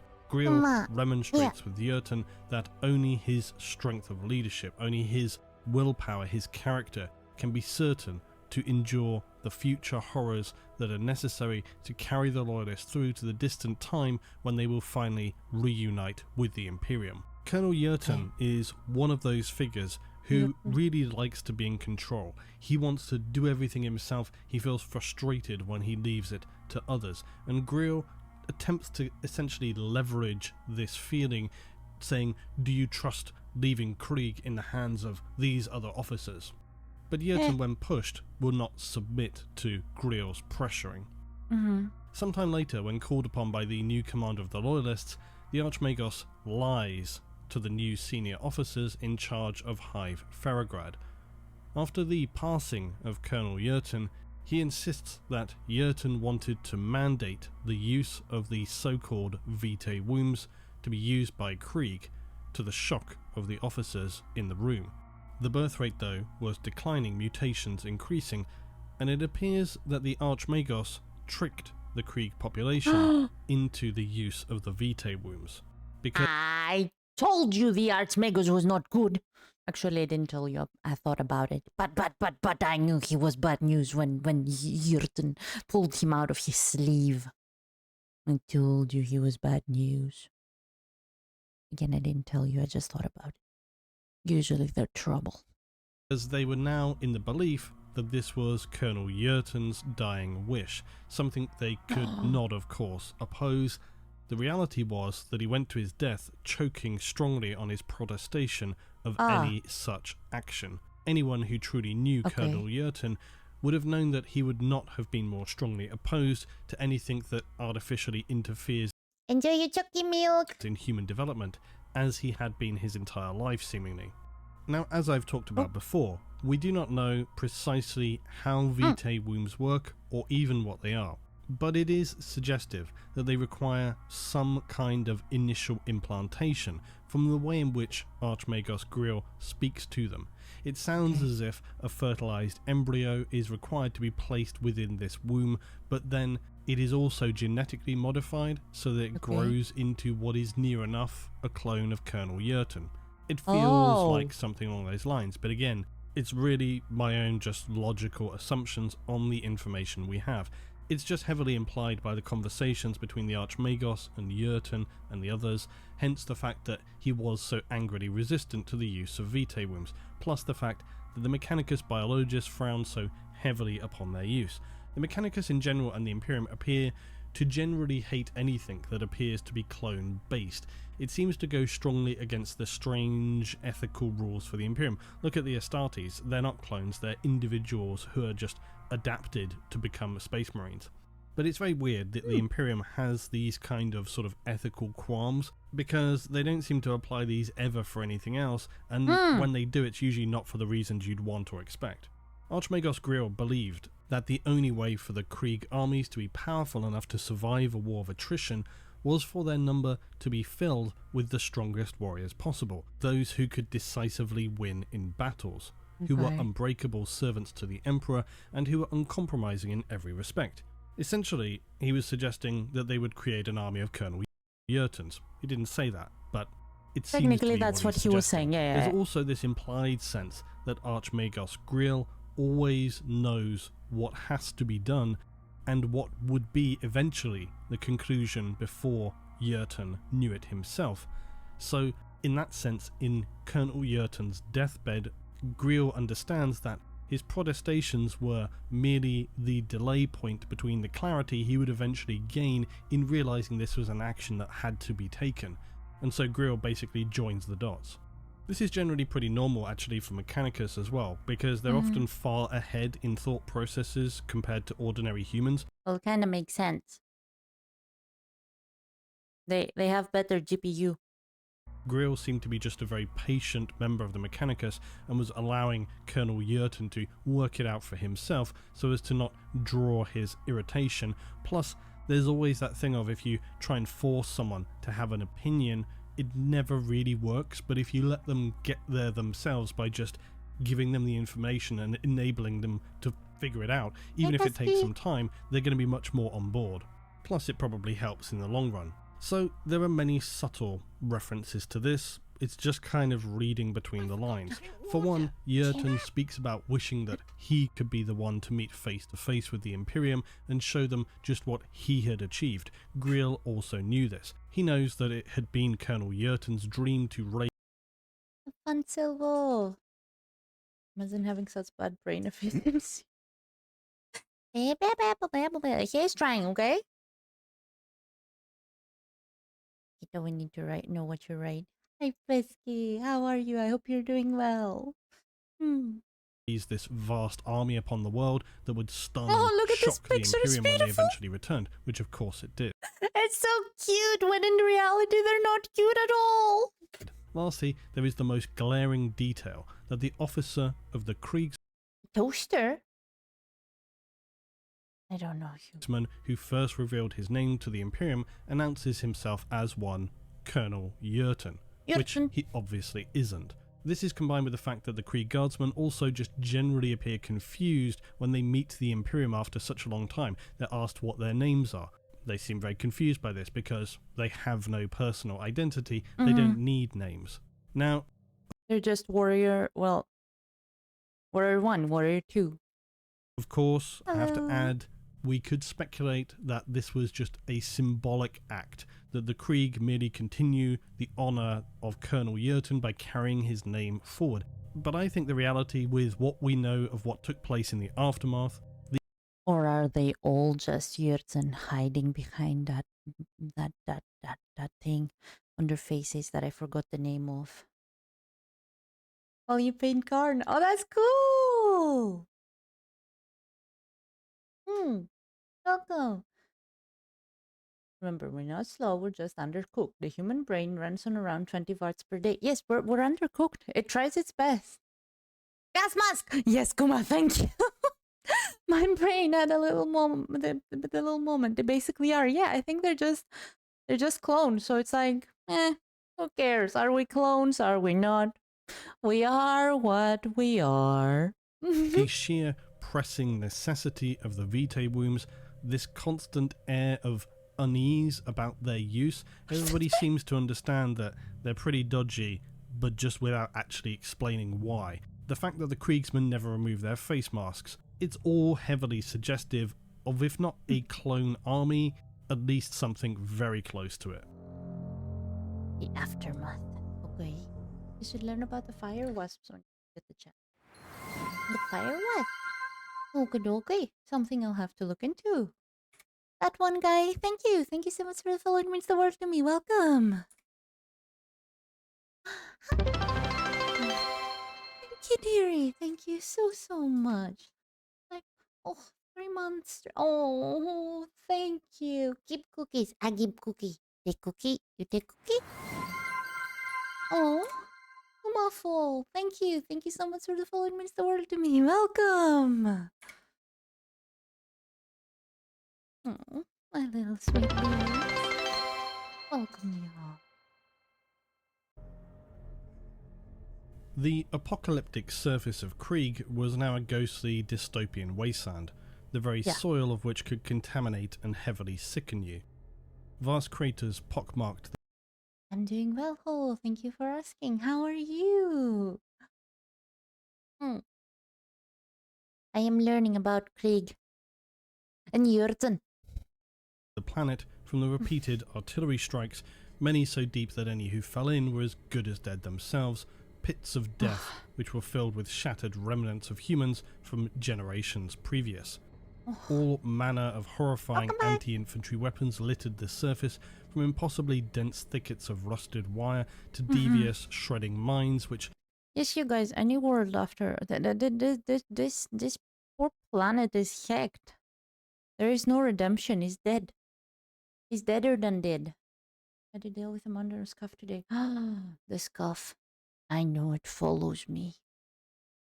Jumped out without warning to cut you off at the legs, waist, or just shred your body entirely. Any attempts to advance and secure trenches were extremely dangerous. The enemy would always lay traps and tools to sabotage advances. Over time, the battling forces upon Krieg had begun to develop a look that was indeed necessary for their survival across the inhospitable trench wastelands. Inspired by Colonel Luetin as he had ventured into the wastes on that first day, they wore standardized heavy greatcoats to protect them from the frozen environment and distinctive respirators to protect against the toxic atmosphere. To protect, to be able to breathe. Otherwise you can't breathe in this world. No breathing allowed. Fortunately for the soldiers of Krieg, now had to be worn basically at all times. Over time, many would stylize their face masks with a skull-like decal, but this was not really for intimidating the enemy, although it often could be, because their battles were often really fought at distance with artillery, and when they actually did fight close enough in a battle to see one another, both were wearing respirator masks. So no, the skull design for most of when they were close enough, they were like, Luetin. the Death Corps was to indicate their total acceptance of their own death. It was a symbolic thing. Most squads had very high rates of casualties, even now fighting against the weakened enemy. In addition to the more obvious pieces of kit, leg greaves could be worn for extra protection, or otherwise tightly wrapped compression cloths on the legs to help with the long periods spent standing in cold, filthy trenches. Depending on their role, equipment could vary slightly in terms of specific carapace armor, helmets, and other shoulder, knee, and shin guards would... There's a story about how the Tau scouts saw the Krieg ripping out the Tau in the scout armor. Yeah, we have decided that the Krieg are they're not to play with. They may not be modified humans, but well, technically, since they're clones, but not clones. So technically, but you know what I mean. The Krieg are a menace, yes. Commissar Krieg looks so cool. Oh. Generally made of plasteel, reinforced with a ceramite layer. These were said to be heat resistant and were lesser in weight to other options. Nonetheless, all of this outer wear worn atop their standard issue uniform made it quite cumbersome and difficult to move in. Not so much of a problem when you're standing around in trenches, and this meant that the gear was only generally worn Good night, Snakey. Have a lovely sleep. during static engagements or defensive operations. Whilst any of course welcomed the protection of the heavy carapace plates, it would be sometimes necessary to discard these for fast-moving extended operations, such as attempting to breach enemy positions. For the coming generations, all they would know was war and underground life. They were brought into a world with no sky above them, only darkness, toxic pollution, the inevitability and visible presence of death, and the inhuman machinery and execution of industrial-scale warfare in M41. And so, the grinding battle for Krieg continued on. Its soldiers developed this apathetic indifference to human life, but for the loyalists their goal remained to crush the traitors, who, through their sheer arrogance and doubt as to the willpower of those who serve the Imperium, had unwittingly enabled both the destruction of their world and the arrival of some of the most unbreakable human soldiers that existed within the Imperial Guard. The loyalist soldiers who ventured into the irradiated wastelands of Krieg were no longer the 83rd who had served under Colonel Luetin. The soldiers who now walked unwaveringly into their inevitable deaths, all but anonymously, for those who would fight in dark, freezing trenches, who charged enemy lines and battled through broken, destroyed ruins of former hive cities, these unbreakable warriors became known among the survivors of the Loyalists, the Death Corps of Krieg. Oof. These are some very heavy images. These are some very heavy images that they're creating. Mm-hmm. Existence remained to serve and die upon the hellish environment of Krieg, to crush the enemies of the Imperium in the Emperor's name, and through half a millennia of grinding attrition and brutal industrial war, this is exactly what they did. The citizens of Krieg by now had developed new cities in the only area they could now survive, below the surface. Meanwhile, the Death Corps continued to fight with unrelenting determination, regularly in hand-to-hand combat with bayonet and shovel over mere meters of trenches. They would fight in the darkness of subterranean tunnels or the freezing, blasted wastelands, bludgeoning their enemies into submission amid the blood, mud, and shattered human remains. Krieg would eventually be returned to the Imperium, but not until the late period of M40. The Imperium had, of course, been monitoring the situation on Krieg. It had just remained unwilling to contribute any resources to what had presumed to be a lost cause.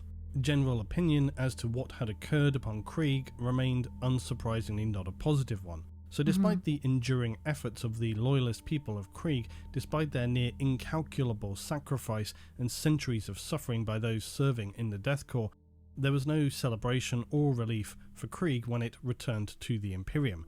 In fact, quite the contrary.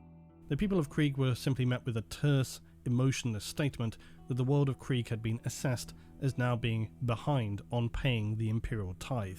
The delays caused by this unnecessary civil war meant that Krieg now was heavily in debt to the wider Imperium.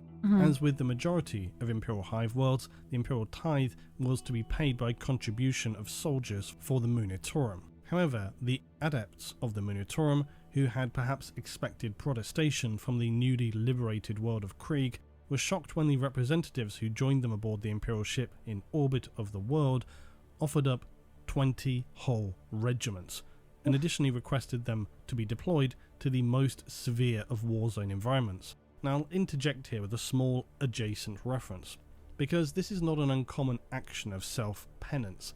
It's similar to the planet of Vostroya, which you may have also heard of. During the heresy, Vostroya refused to provide soldiers and materials to either side of the conflict. 20 units. 20 units. No, well, not units. What are they called? Wait, my brain already forgot it. 20, yeah. Regiments. Thank you.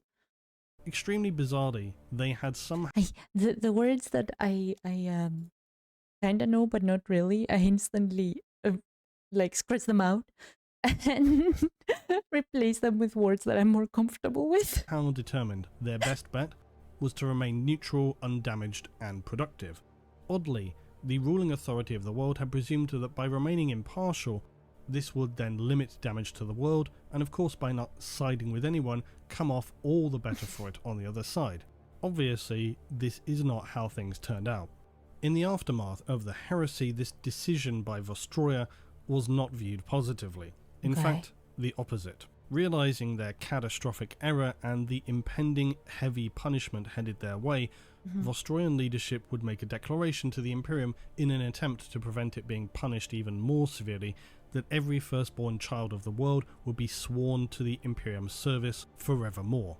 10,000 years have passed since then, but for the people of Vostroya in M41, not all are aware about the specific details, but the scar upon their world cut so deep that even now, millennia later, all know that when the Emperor needed them, they turned away. And this deep, deep shame has meant that ever since that time, they continue to commit their firstborn to forever fight in the name of the Imperium in an attempt to scrub clean their indelible stain of shame which remains upon their world and in the light of the Imperium always will. So the point is that, like Vostroya, the leadership of Krieg at the end of M40 understood that although they had avoided total annihilation in one sense, they now needed to show the Imperium that it was still a planet worth saving. Not to mention, of course, for... Is it? 40k artists both have dedicated to it, and random artists that make art for it every now and then, or randomly very so much into their art. It's beautifully messed up. As many have said during the years, there is beauty in war. Well, unfortunately, in art, that's what I'm gonna say. There is beauty in art of war, not in actual war. Hopefully my models look good in... Oh, of course they will. Have fun playing Sniper Elite.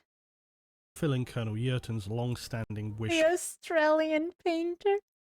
What did the Australian do, mate? and order they should deliver a mighty army to demonstrate how successful he had carried out his campaign upon Krieg and how the world could still remain important for the Imperium. Although the collapse of the planet into civil war was not the fault of the Loyalists, the fact remained that the sheer scale of waste that had occurred upon a previously stable and productive Imperial planet was undeniable.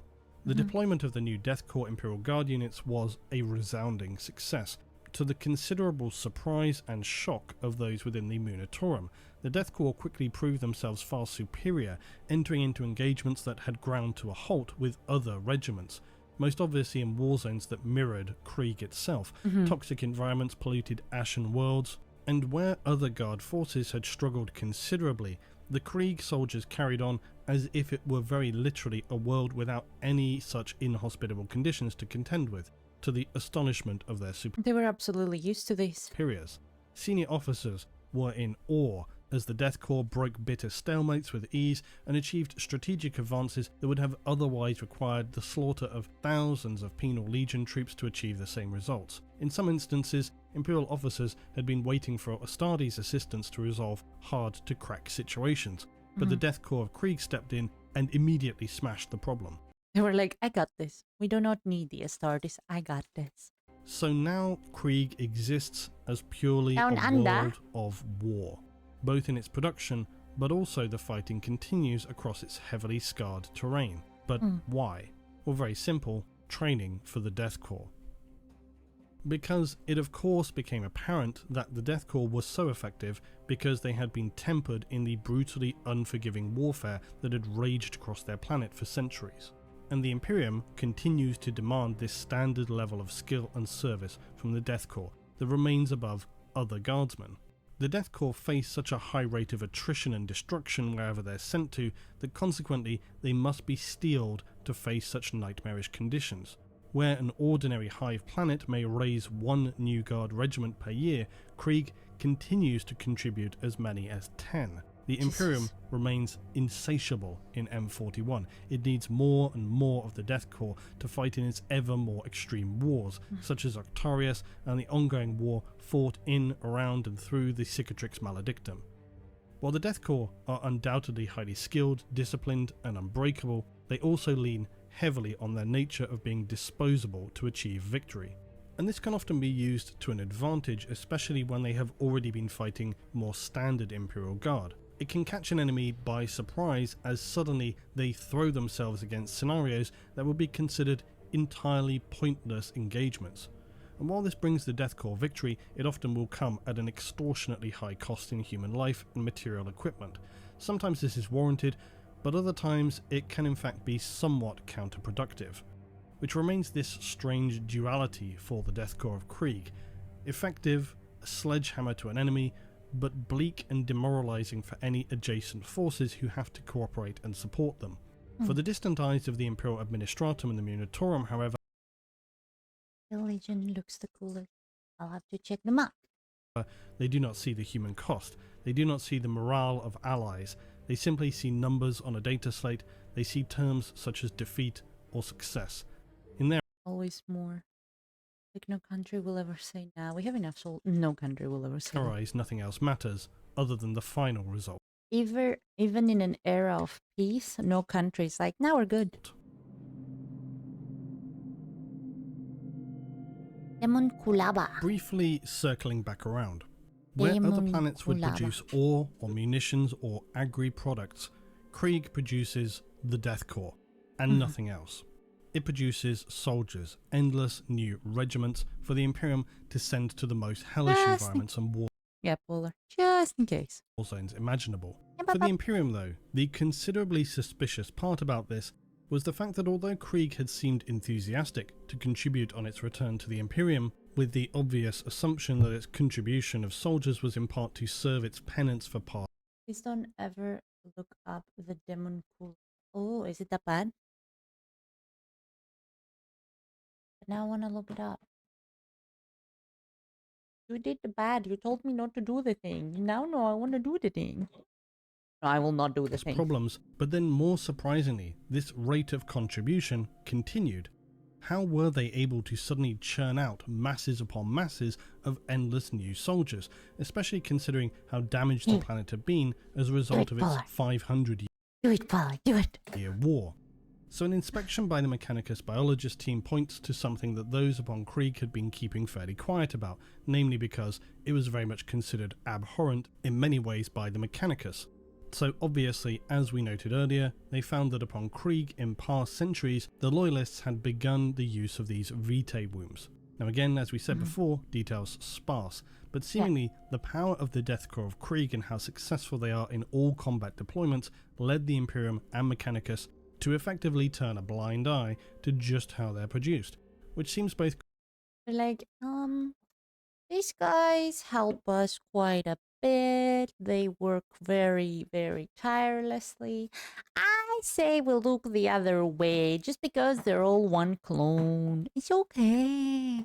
comical and a stinging jab at the legacy of Colonel Luetin. This is only confirmed by the fact that when they came back under the rule of the Imperium, this process was knowingly exploited by the High Lords of Terror, because the extreme effectiveness of the Death Corps trumped really any other concerns. Their ability to just hammer out vast numbers of Krieg soldiers led them to being slapped with this maximum tithe level, whereby Krieg would contribute the highest levels of physical manpower to the Imperium. They existed now purely to produce the Death Corps of Krieg and nothing else.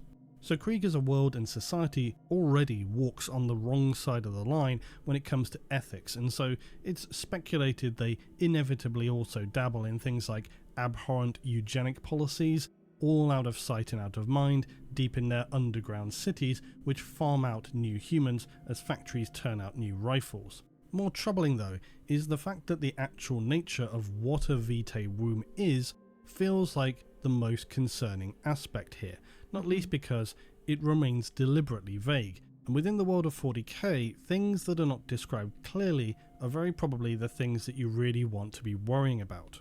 So a vitae womb could be anything from a part organic cybernetic birth chamber to some far more horrifying scenario where they use actual wombs harvested and then somehow incorporated into a mechanical device to enable ongoing battery farm birthing. And yes, of course, Okay, that's kind of messed up if that is it. But yeah, again, like you said, we're not sure what it is. the many other more edgy scenarios as well. And one of those more edgy scenarios that someone could speculate upon would be that perhaps vitae wombs are female servitors, lobotomized human-machine hybrids used as birthing machines for newborn Death Corps soldiers. The Mechanicus, we know, look upon humans as they look upon machines. There are descriptions in some of the Warhammer crime series of servitor production, how they're Oh, that's terrible. actually made. Pretty horrific. It's definitely up there.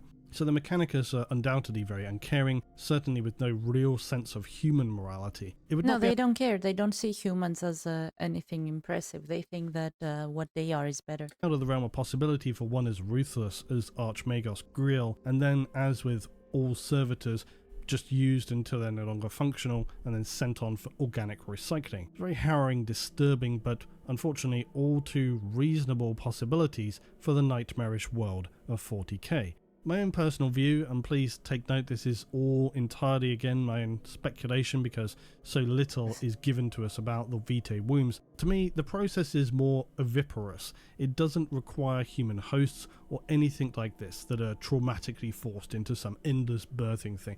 Because for one, that's really only a step away from Demonculaba, and two, it seems a little much, even for the horror of the Imperium, but still, you never know. Now, I would speculate that the Krieg citizenry are mandatorily assessed as to the stability of their own genetics within the unstable, irradiated conditions of living on Krieg. If they are stable, then they're considered a valid donor for source material, which is then harvested. Maybe they get some extra credits per month or something like that. And then Mechanicus techs will artificially make embryos, which are then further manipulated or screened before being implanted into the vitae wombs, which are then further altered by whatever process makes them into these near enough clones. The actual growth and birth process I envisage as, again, it must happen quite rapidly and more akin to the way I don't think it's exactly quite as a womb that raises the embryo. I think it's way closer to some sort of cloning, but just like a perfect cloning to only maintain certain aspects of a human, so that they will keep on having that yeah, like an incubator almost. Yeah, maybe. Because first and foremost, they all have that same okay, whatever. Or just put all our lives down for the orders of the higher ups and the emperor. Um, but also, they spawn way too damn quick. They spawn way too damn quick. the shark family reproduces, whereby individuals are grown by these exterior egg sacs, and it's Genetic this that would be engineering, yeah. constructed from womb-like organic material, like a big shark egg sac, but for a human. Hundreds of individuals strung up like a meat processing factory, injected and monitored for abnormality. Any flaws or weaknesses lead to them being, of course, instantly flushed and reprocessed for their organic matter. Once they reach a state of full growth, they're unceremoniously dumped out onto a cold metallic floor with drainage to allow the amniotic fluid to drain away. Servitors would drag these shivering newborn humanoids of likely, say, a late teenage age. Maybe they arrive already kick-started with some learning and information, false memories, some... False memories, yeah, that's what I was thinking, that they probably implant in so that they think that they had a full life, and then believe that, oh, I myself gave my life to the death core, but in reality they didn't. Reality, they got messed up. Framework like this built into them to allow them to still engage and behave like humans to a degree, probably akin to replicants from Blade Runner, or maybe they go through a further process of condensed intensive learning. One moment. One moment. I died. I died. I died. I died. I died.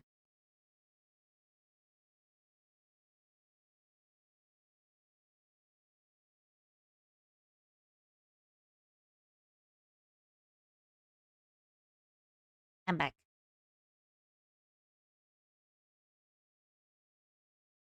I'm back. Scuff maxing. Yep. Scuff maxing. Always how it goes. I despawned. Yes, I did. They would only be partially conscious in these sort of first 24 hours. Later they awake in vast hive dormitories, not really understanding how they arrived there, only knowing their purpose, the general order of things. Their indoctrination already teaches them that to question such things is irrelevant and punishable. All of this before the general Krieg ideology and distinct lack of concern for physical losses begins to be pounded into their minds on a daily basis. Still, whatever the reality, the critical aspect is that this happens on an industrial scale. I die and spawn back like Saint Celestine. Fear me. I'm not.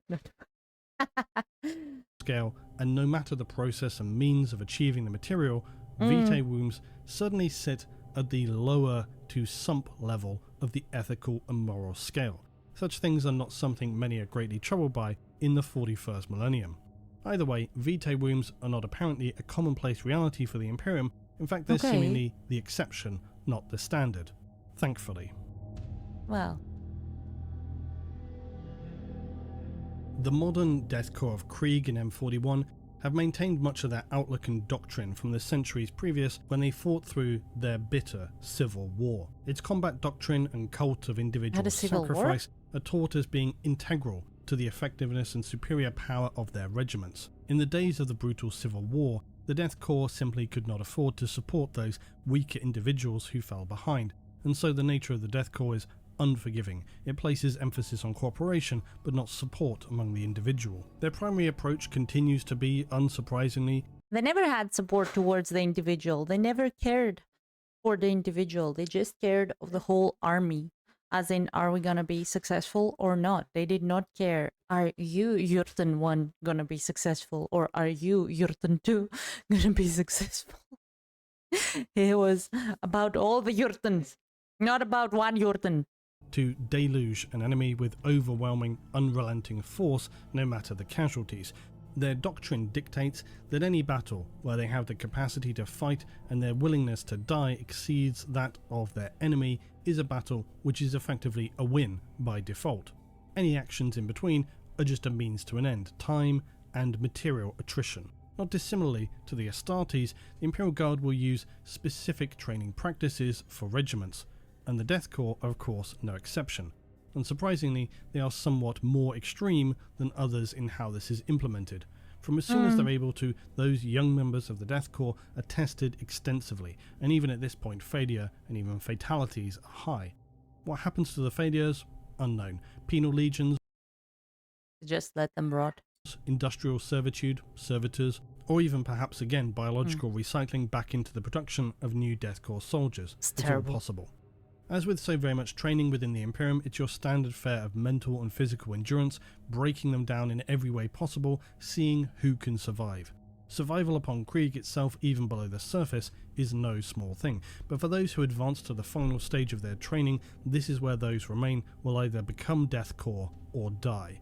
The recruits are sent out upon their most harrowing test of all, survival on the surface of Krieg. Under Of course. the It's not like their planet is for anything else good.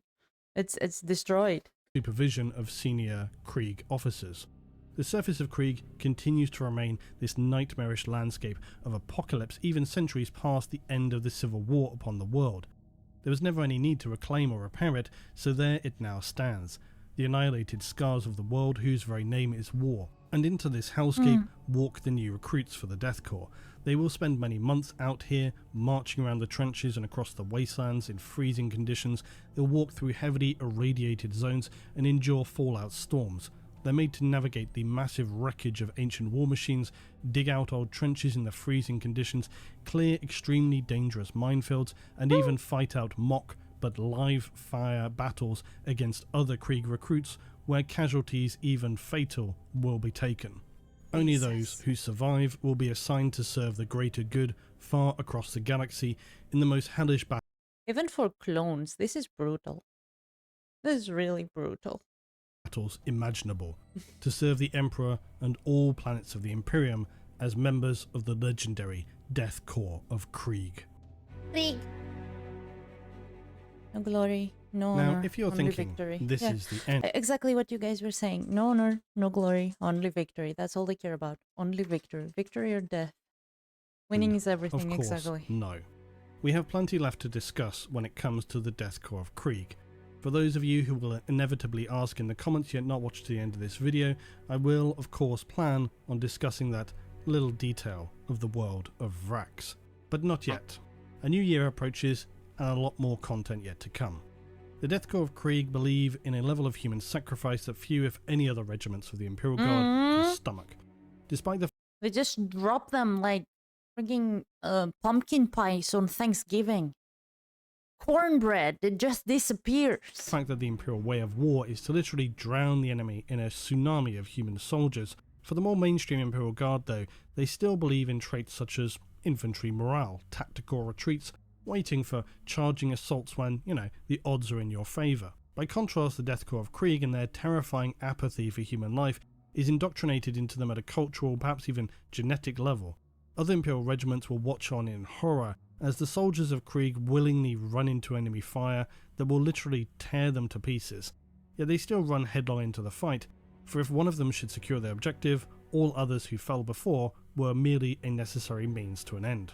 The Death Corps are in many ways perhaps the cleanest distillation and the purest doctrine of the Imperium, for they fully accept and demonstrate that their lives are forfeit. They exist only to fight and die for the Emperor and the Imperium, and for nothing more. They would send thousands to certain death and ask for more. They see their lives and that of the others as currency for the Imperium of human flesh and bone. They are the tide that breaks upon the rocks of Xenos. But it makes sense, especially with the way they're created. They are probably Oh, you will not be seeing that. I'm sorry, it's hidden. You are more than likely. Wait, my brain of thought. Right, they're more than likely, like we said, biologically engineered to understand everything differently. Um, Probably, like we talked about in the beginning, they are brainwashed in a way that they feel that their lives do not matter, which is terrible. Terrible. Bastions. Feared as much as they are respected by fellow guardsmen, inspiring as much as they are depressing. The soldiers of Krieg have long seen the truth of the Imperium, that to preserve what exists, humanity must pour its most powerful weapon down upon the enemies of humanity, without pause and without doubt. The equation for the Death Corps is simple: action or annihilation. The collective debt of their world exists in their minds as being insurmountable. Their fates are determined by the God Emperor. They are bred and trained to fight, to die, and to hammer the enemies of the Imperium. For their past sins, they try to redress the balance, condemned now to repay it forever. Bitter defiance no matter the odds, victory at any cost. No mercy, no surrender. The Krieg way is uncompromisingly simple and best described in their own words. We shall bleed the enemy to death before they can bleed us.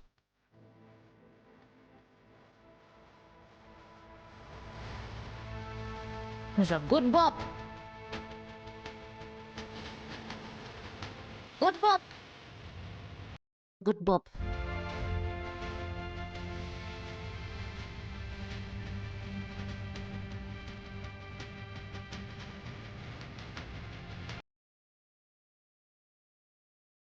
Hey, it was a good bop.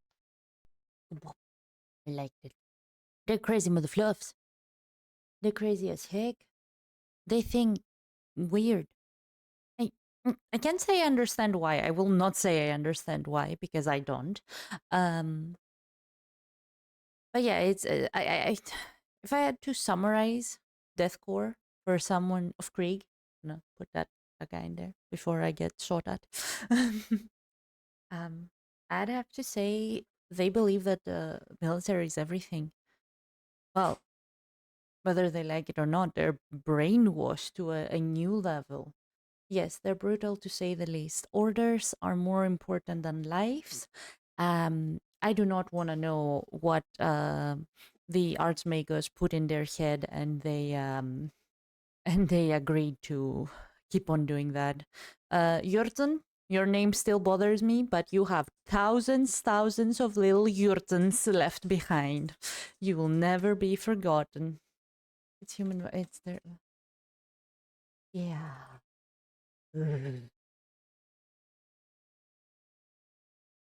Righty. This was a very good video. I'm gonna drop you guys the link. Everyone on YouTube, go support also Luetin. I'm very sorry. Naming and me are terrible. Support them, show them love because they took a very long time and more than likely a lot of extensive research to make such an informative video. Thank you so much for not flagging my video and for allowing me to watch it. Mwah.